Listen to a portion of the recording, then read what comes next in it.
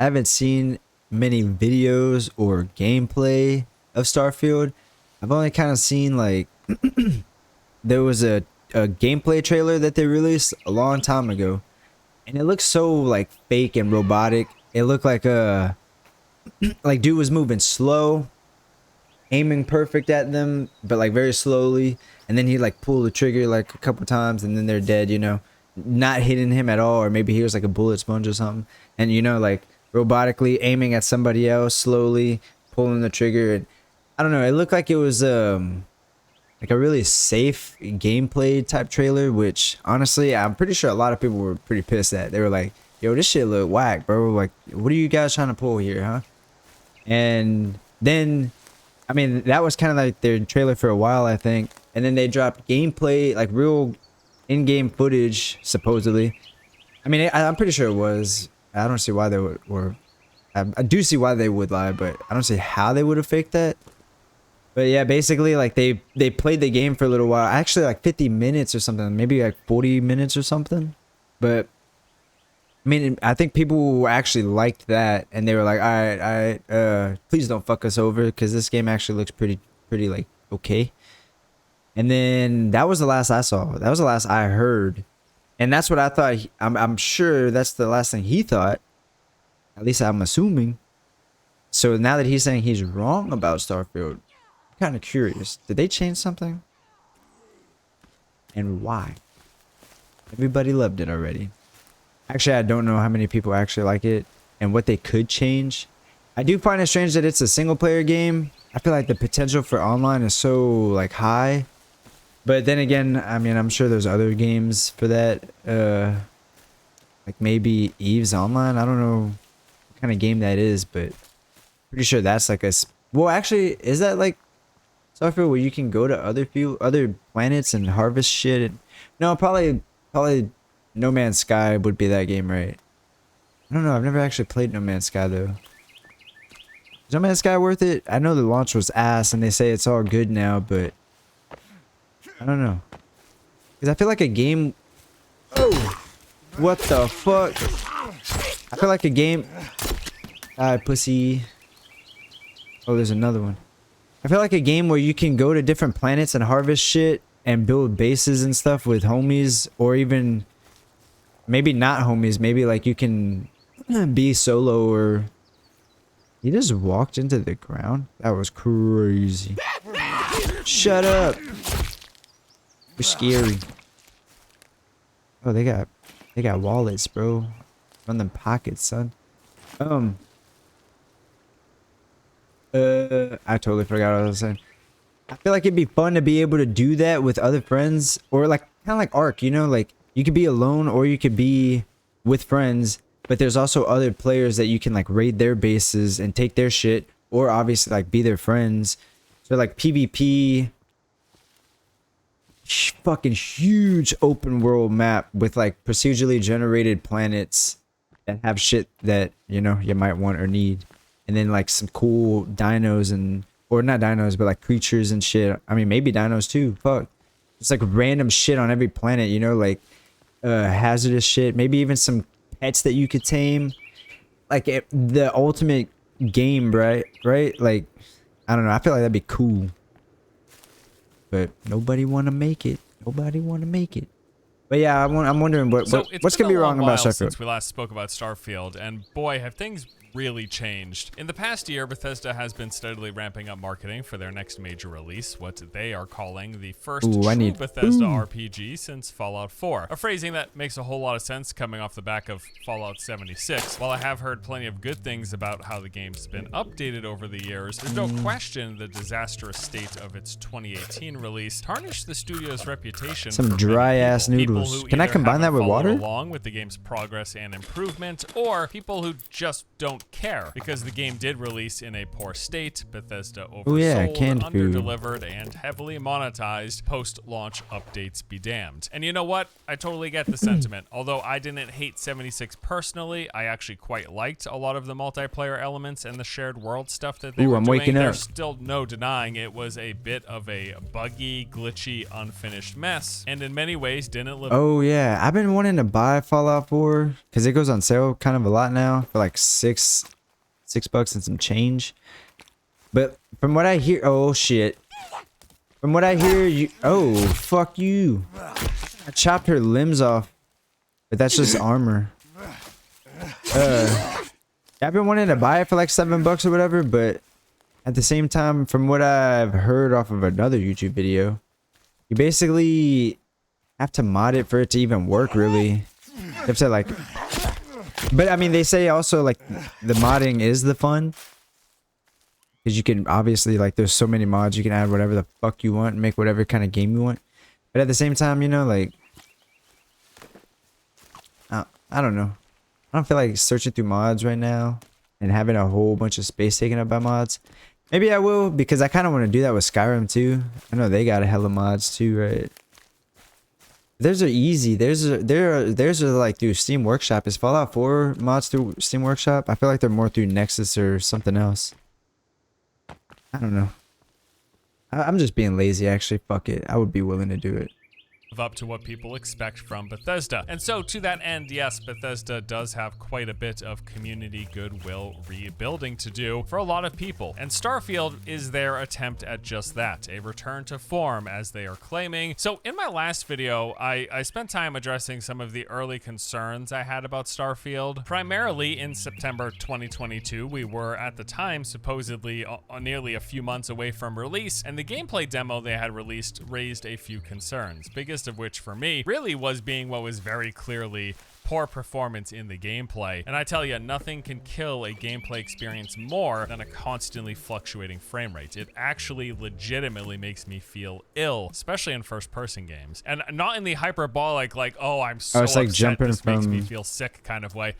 No. In the That's honest to probably goodness way that poison. I will feel physically sick with first-person games that do not run at a smooth, consistent frame rate. So yes, for me, performance is a serious, legitimate concern. But I mean, I guess that first other people's gameplay trailer minds looked to have some really bad, inconsistent frame rates, so I was worried about that. But performance aside, because you know that can get addressed with time, I had some other early concerns, like the less than next-gen feeling visuals on display. A lot of what they were showing felt don't look too bad. muddy. The visuals looked The colors are very flat, yeah. real fidelity that I would hope for from Bethesda's next big game, although this is a trade-off often made for scale and scope. Speaking of scale, I think that's scope, that 40 from the 40-minute video. is new and could Maybe be a concern with Starfield replacing the single, fully realized, entirely handcrafted worlds of a lot of their prior mainline RPGs, replacing that with tons of space, empty space, and mostly barren planets. They've confirmed this actually. There's over 1,000 planets, many of which won't have a lot going on, which, while maybe true to like the reality of what you would expect from just to space be able to exploration, explore? will that make for the most engaging gameplay experience? And then the last major concern really boiled.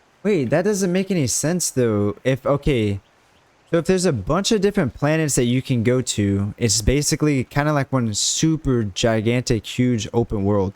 But if most of those planets don't have shit on them, I mean, if fast travel isn't a thing, then it's like, why would I want to spend my time going to a planet to maybe find something, but maybe 80% of the time find absolutely nothing? Just like nothing. He said barren. I don't think there's gonna be like, I mean, maybe rocks and sand and shit. Maybe you could just harvest that and use it in your spaceship or something. But I don't know. What's the purpose of having? That's like saying, yeah, we have a really, really, really big map, but there's nothing there. You could just walk, like, literally, you could just cruise the vista. You could literally cruise the vistas. No, but like, seriously. I don't know, man. I feel like them kind of owning up to it too, being like, yeah, there's really not going to be much going on a lot of them. So, have fun walking. Down to Bethesda's new direction as a studio over these past 9 years, with their output consisting of serial re-releases of Skyrim. Unless there's maybe like people, maybe like quests on the planet. I mean, they might be boring as fuck, but I mean, I guess it would be like you being able to be like, all right, I kind of want to change the scenery. Let's go to a different planet. And then you go to a different planet, and then you just, I mean, probably doing the same kind of quests, maybe slightly different, but a different environment, so it might feel different enough for you to keep engaging with it. And then every time you get bored of the environment, just either go back to a planet that you liked, and that you maybe, if they let you mark it on a map or something, or even like fast travel, you can go back. And then if not, you can kind of just always go to somewhere different, you know? I don't know. I'm dumb. Phone game and a live Ah, you service game in fucker. Fallout 76 across I didn't the think board. The company they do is that just much taking damage. I more forgot I'm on like day approach hardcore. to monetization, and that I better has not been have a died. little worried Hold if any up. of that would seep into Starfield. So those were my 4 kind of main points of initial early concerns about the game from what we'd seen and heard at the time. Things that had me going like, I really hope this gets addressed. That'd be good. So now here we are, 10 months, several new videos and various interviews later. And you know what? I wouldn't say all of my concerns have been eliminated, but I would say a lot of them have at least been relieved to the point where I'm not nearly as worried about them anymore. And now that they've shown a whole lot more of Starfield with that direct, giving us a solid 45-minute showcase of the game, I'm currently thinking that this is someone in fact right going to be the behind next me. real Bethesda RPG as they've said it will be. And that is something I'm pretty happy to be wrong about, frankly. I'm looking forward to a new good game. Seems like Starfield may very well be that. I want to touch on all of that, but first a word from today's Wish you gotta pick it up like that, sponsor bud. Today's video is Rise of Kingdoms. This is an epic cross-platform strategy game that takes players on an immersive journey through various historical eras. In Rise of Kingdoms, you can choose from 14 historical civilizations that actually existed, including the most recent addition, Greece. Famous generals and unique military units from different I don't know how to like lock it in, toggle it. every command as you build your own legends on the battlefield. The Greece civilization features exclusive commanders and special units, adding new strategies to the game. And to celebrate Greece joining the battlefield, a civilization clash event will be held, allowing players to compete for their very own civilization. There's tons of other exciting features in Rise of Kingdoms, including seamless world maps, customizable architecture, and more. You can download Rise of Kingdoms by clicking the first link in the description and pinned comment, or by scanning the QR code on screen. To participate in the new event, click on the second link in the description with a chance for prizes, including Apple Vision Pro, PS5, and a Switch OLED. Also, got for new Hellboy down players, there. make sure to redeem the promo code GREASE4ROK for 20 silver keys. The code is only available within the first 3 days. Okay, so first let's address the making size new base. of Starfield. This is a big game. Look at a how beautiful very this big shit game. is. And a lot of the game and a lot of the play space that we'll spend our time with, most of it in Shit fact beautiful is as procedurally fuck. generated. And this is a big shift from what their prior mainline RPGs have Ooh, been look known at for. that They've spot. used procedural generation to Or even right assist in here. the development of these densely packed worlds. But now with Oh my. so many planets, entire planets that are fully Making one- realized, I'm making a majority little of the game outpost. is going to be procedural with the handcrafted Something. stuff placed in certain areas within it. In an This shit interview too with nice. Kind of Funny Games, Howard touched on this, and I want to read this quote to you. Obviously, it's procedural because there's no way we're going to handcraft an entire planet. What we do is we handcraft Hey, why individual not? locations, and Oh, some shit. of those are placed specifically. Obviously, the main cities and other quest locations, and then we have a suite of them that are generated or placed when you land, depending on the planet. So very clearly, how this is going to work is there are going to be specific cities and very important points of interest to the main story quest, to specific side quest in individual locations. They are static. I had a They were all bow. the handcrafted Bethesda uniqueness and very intentionalness that we expect from a Bethesda game. But then we have whole planets, and those whole planets are procedurally generated. The layout of the foliage and the animals on them and the resources you find on them and all of these things are generated, and they've actually talked about how it's actually generated as you approach. That's a and you cool ass first load animal. into the planet, and then specific parts of those might also be handcrafted. So maybe they set down a particular small city on a planet, and when you come across it, you go there, and there are particular NPCs, and they might have you go out on quest to procedural locations, to procedural caves, to procedural outposts, to That's what I procedural figured. research facilities. There'll It's probably gotta be like be- different categories of types of locations that you can find on the different planets, and then How do I those pick up my- procedural how do I do elements my will come into other, play. And I think that is a fine way oh. to do it, as long as they are, as long as we are able to not feel like we're just getting lost in a mess of procedural nothingness. I feel like that's something that I felt with a lot of games that do procedural generation, and they give us basically endless scale, but it's all random and almost means nothing because of it. You go over a hill, there's more plants, I like the there's UI. more to harvest, there's more animals And I like the to shoot, graphics. but nothing is like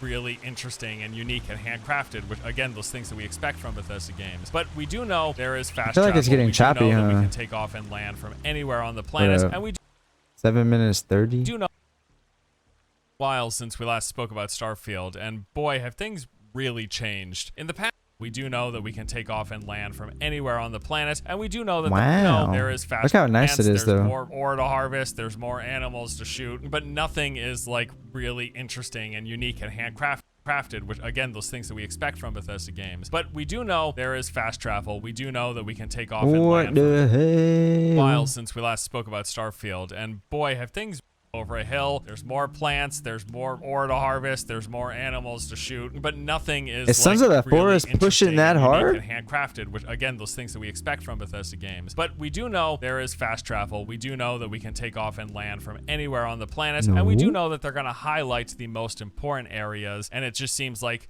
the bulk of the rest of the stuff, although it might make up for a majority of the total play space, like the total, nothing is like really interesting and unique and handcrafted, which again, wow, it's just running fine, but as soon as I click on Sons of the Forest Watch, travel, we do know that we can take off and land from anywhere on the planet, and we do know that they're going to highlight the most important areas, and it just seems like the bulk of the rest of the stuff, although it might make up for a majority of the total because I'm by a waterfall space, like the total surface area, the space out in space, and then the space on the planets, even though a majority of that might just be procedural nothingness, if you will, as long as we're able to quickly like a log and very decisively go to the most important things, and those things are highlighted for us. I think the like a log of that is carrier. a problem. If anything, it just opens up more possibility for the modder scene, right? A couple of other quotes here. It's a difficult design thing. If you add too many things, if it's generating too many abandoned bases or towers, not log storage, but like a log, it starts feeling too gamey in some of those locations. Then saying, we hope everybody enjoys it for what it is, but it is an exploration different than what we've had, where you're landing, you're exploring around that landing spot, and then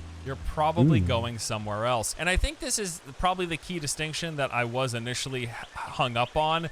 This idea that in prior Bethesda games, I felt like no matter which direction I picked, I would go somewhere and I would find something very purposefully placed there. And that's just not going to be the reality in a game this dude's name. Starfield with fully realized, fully crafted I got you, bro. planets. If you land on a planet and you just head in a direction, you're going to come across a lot of nothing and some randomly placed locations, and that's not going to probably, at least for me, that's not going to be nearly as interesting. And I think that's just something we have to come to terms with because of the scale of what they've decided to build for the game here. But again, with fast travel, that looks cool though. I fuck with it. Anywhere on any planet, and with those markers showing us those key locations, we'll just have to make the mental note to not get bogged down and wanting to explore every inch of every planet, because that ain't gonna happen probably in your lifetime. The good news, though, is that in terms of the handcrafted stuff, there's a lot of it. In fact, there seems to be more of it than there ever has been. As he said, as far as the handcrafted content, more than any game we've done. I've stopped giving out numbers, but just in the dialogue, it's more than our last. It is more than Skyrim and Fallout 4 combined. So as we get into locations and art and everything, we've done more of it than we've ever done. So yes, there will not be a lack of things to do and see. That is for sure. If anything, that's pretty cool. And then mods, if they add mods, or like let now mods. Let's talk about performance. Like I said, that initial trailer had me personally really concerned. I think they went from 30 frames performance. Like I said, it's a major to 60 issue for me. It's a major worry for me. Or that's what they're trying to go for. That I plan and intend to play in first person. Obviously, though, in that early gameplay trailer, that was middle of last year. It's been a full year since, and that was also even at the time still many months away from release. It seems like performance is something they've seriously focused on. Even just in the gameplay that they've shown, there looked to be a marked improvement in the regular consistent performance from what we had seen, and they've talked about as much in various interviews. With the delay of Starfield and when talking about what they had done in the time since then, Todd said that they spent most of the year playing the game a ton over and over, making sure it is of course balanced, it's as fun as possible, honing the systems and the interfaces, and then he said obviously bug fixing and all of those things, performance, and really getting it to where we're really sure and solid on what we're putting out there for everybody. Performance is something they're focused on, even to the detriment of a high frame rate, because in another interview with IGN, Todd revealed that the game will in fact be locked at 30 frames per second on console, primarily because they want to ensure high fidelity, high resolution, and a consistent frame rate. So while the game can go above 30 FPS on consoles, they want to make sure that it just stays there and isn't dipping down, isn't fluctuating. So not like that's 50 good. A lot of but what time about for PC? It's at 60, or are they gonna? I am definitely in in preference of giving people more options, giving the consumer more options for how they want to experience the game, although they do clearly have a set thing that they're going for. They want the game to look a certain way. They want the game to run in a certain resolution. So they are not going, they've opted out of going for what is often offered on consoles as the performance mode. That's just not going to be there. I suppose, at least fortunately for those of us on PC, looks like we are going to have more options. We won't be capped at 30 frames per second. And again, for me, that makes me quite happy.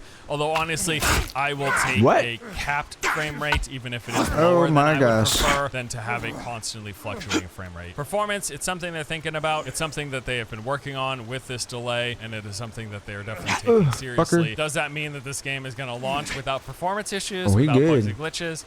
I mean, absolutely not. What Bethesda game has? Not one in my recollection. They just finished capturing. In my personal play experience, every Bethesda game I played at release, it was a bit messy, and I expect this will be the same. I just hope it isn't too bad, I suppose, is my main thing, for all of the reasons that I've talked about before. Now, in terms of visuals, I do still think many of, specifically the outdoor areas, look a bit washed out. I guess my main thing at this point is I'm unsure if that's just largely due to the way they've done things like the lighting and the atmospheric effects, or what may very well be the case if it has more to do with YouTube, like the way YouTube does its encoding. A lot of videos with any of these fine, granular, atmospheric, or particle effects can just turn into like a blocky, crappy looking mess. I know a lot of times I will watch a gameplay of a game on YouTube and it looks way worse than it does when I'm actually sitting in front of my computer and playing it. So I'm just keeping my fingers crossed, really, that is the case for a lot of those outdoor areas that I don't think look that great. Even in spite of that, all of the indoor areas look fantastic, and I did think that back in that initial trailer that they showed, that 12-minute gameplay kind of first look. That has been reiterated most recently with the Direct. I think the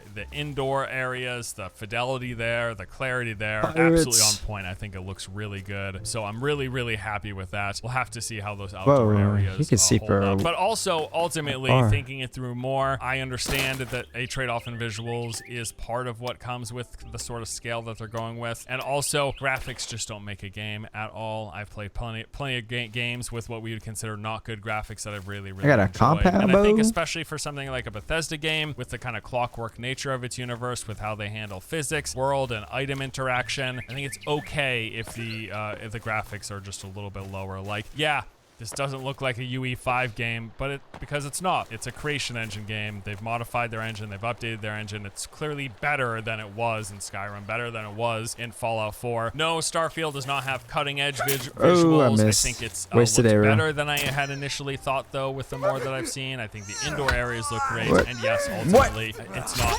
game-breaking for me, because it isn't the most important thing. The gameplay, the experience, the world, that is. And then finally, let's talk about monetization. Like I said, Bethesda has about 10 years. Holy shit, it's Superman. Putting out phone games, putting out the live service game Fallout 76, and pushing more in the direction of that modern day monetization, especially with their live service game. Well, as we get closer to release here for Starfield, we've got a clear picture of what their monetization plans will be like. The obvious is here, of course. This place beautiful as fuck. Price. You can pay extra money to get extra stuff. So the standard edition is going to be available with just the game for I think I've been here before. The pre-order one comes with some bonus stuff. And then there's a bunch of bonus stuff for the edition above that. The Premium Edition, they're selling those 5 days early access. I hate to see it. They're selling Shattered Space Story expansion that will be available upon release. They got a skin pack there as well as a digital art book and original soundtrack. And then they're going all the way up to $300, $299.99, get you all of that stuff before it, as well as this credit stick with fucking watch, bro, code on it, just kind of something to sit on your shelf. And then the Starfield Chrono Watch, in case, I'll be honest with you, this is actually kind of cool. I'm not going to be dishing out $300 for it, but you know, the super fans, I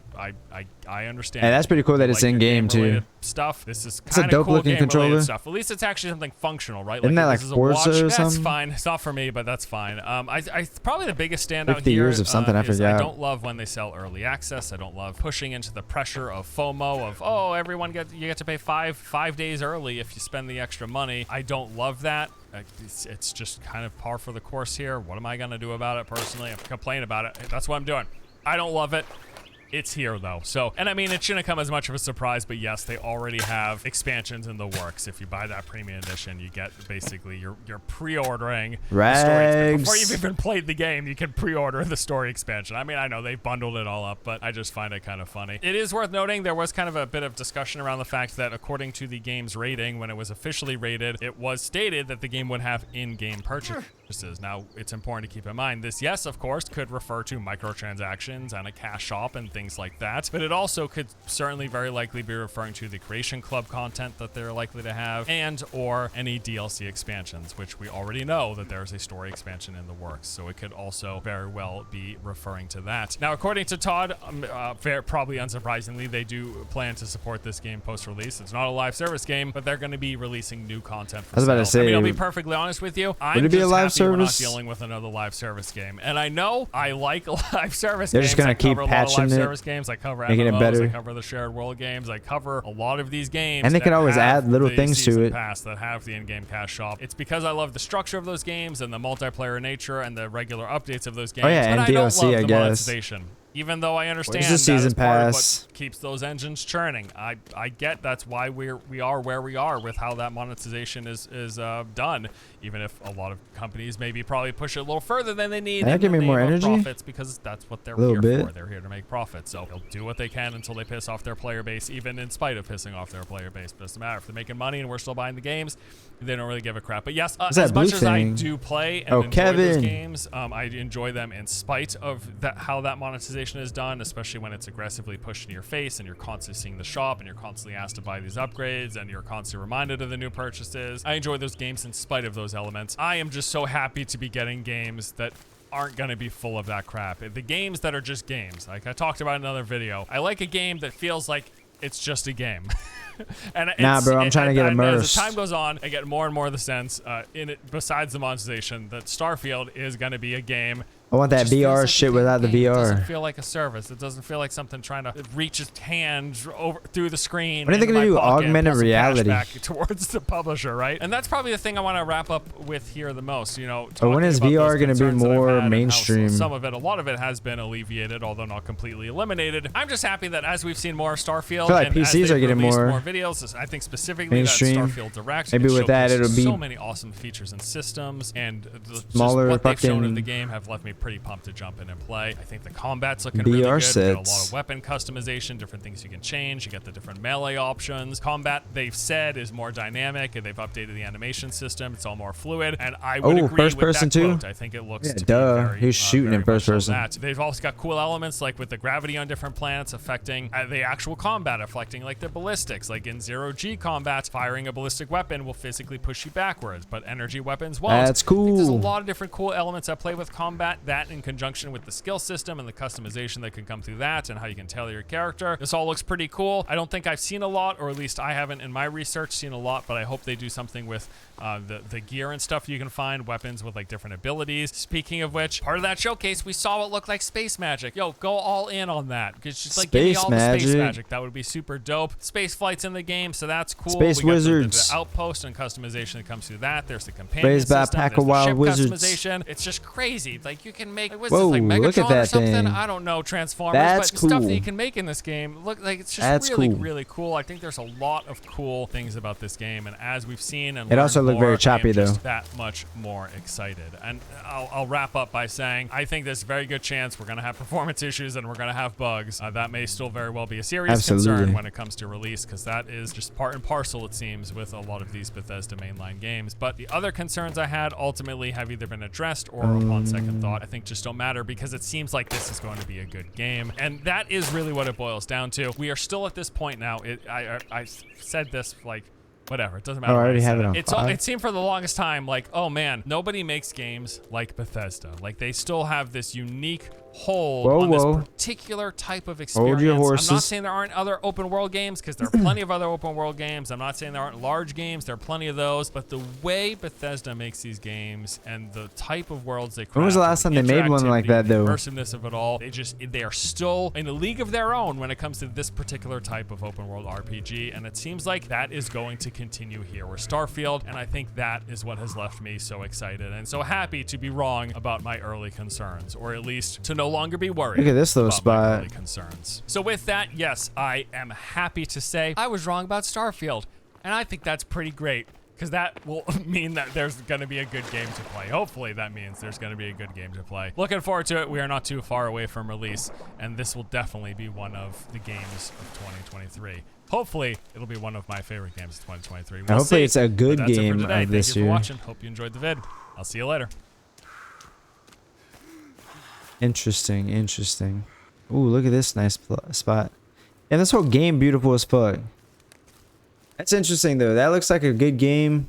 Definitely has potential, even though it's single player. I mean, I don't know why I'm saying it like that. Single players games are good. I'm fucking playing one right now. I can get lost in this for hours and it's on a small ass island. Let alone, and I don't even have quests on here. It's just kind of, well, I mean, kind of, right? The story, which is neat. But those are gonna have like all kinds of shit. But I mean, no matter how far you get in that game, you can't flex it on nothing. Like if your shit gets wiped or something. I don't know. But then again, if your whole computer gets wiped, what can you play with? You know? It looks interesting. I have hope for it because I want to fucking play it. It looks cool. And the idea of it looks pretty dope. The modding community, if they allow people to. Oh man. Oh man. Say less.